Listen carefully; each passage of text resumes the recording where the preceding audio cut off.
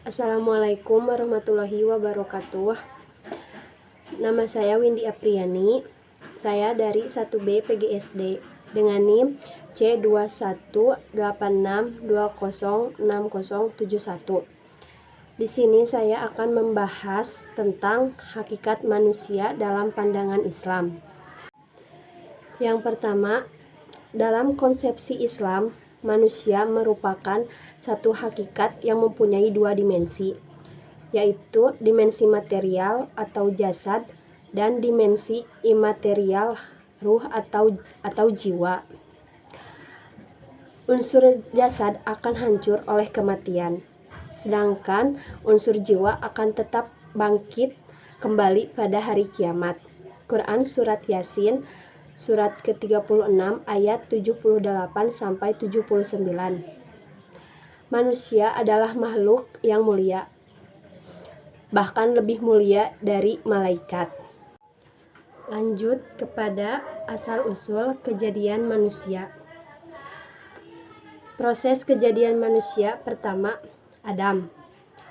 Yang pertama, dalam Al-Quran sudah dijelaskan bahwa Adam diciptakan oleh Allah dari tanah yang kering, kemudian dibentuk yang sebaik-baiknya. Setelah sempurna, maka Allah mentiupkan ruh kepadanya, maka dia menjadi hidup. Yang ketiga, proses kejadian manusia kedua yaitu Siti Hawa. Lanjut, pada dasarnya segala sesuatu yang diciptakan oleh Allah di dunia ini selalu dengan keadaan sepasang atau berpasang-pasangan. Demikian pula halnya dengan manusia. Allah berkehendak menciptakan lawan jenis untuk dijadikan teman hidup atau bisa disebut dengan istri. Lalu, proses kejadian manusia yaitu keturunan Adam dan Hawa.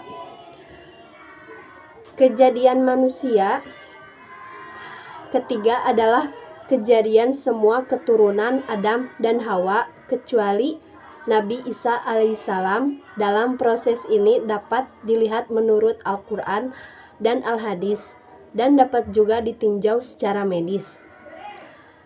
Lanjut, dari penyajian di atas dapat disimpulkan bahwa asal-usul manusia menurut Al-Quran adalah manusia itu berasal dari saripati tanah yang berasal dari lumpur hitam dan setelah itu dibentuk.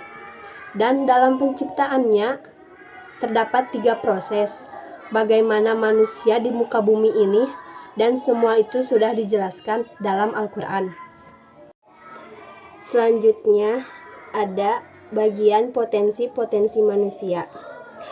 Potensi manusia menurut Al-Quran, maka dari itulah Tuhan membekali manusia dengan sebagai potensi yang ada dalam dirinya. Potensi itu meliputi potensi jasmani atau disebut juga fisik, rohani atau spiritual, dan akal.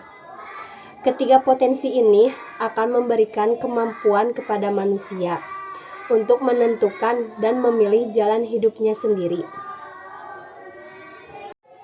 Selanjutnya ada kelemahan-kelemahan pada manusia.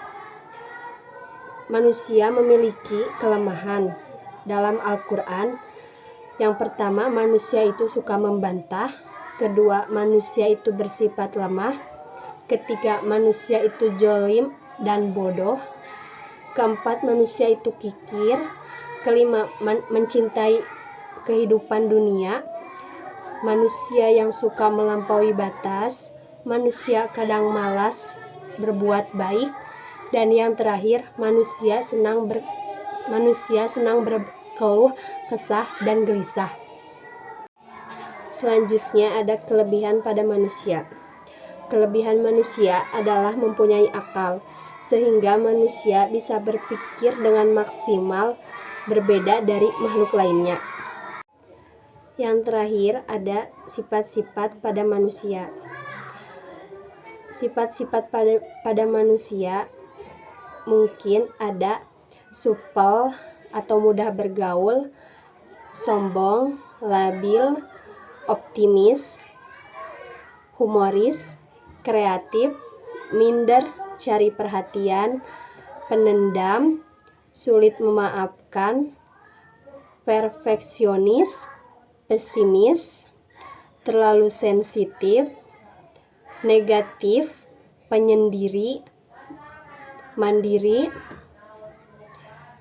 Lanjut, ada egois, ambisius, helper, kritis, pembangkang, rendah hati, jujur, dermawan, pelit, keras kepala, setia, pendusta, bijaksana, temperamental, sopan, dan berjiwa besar.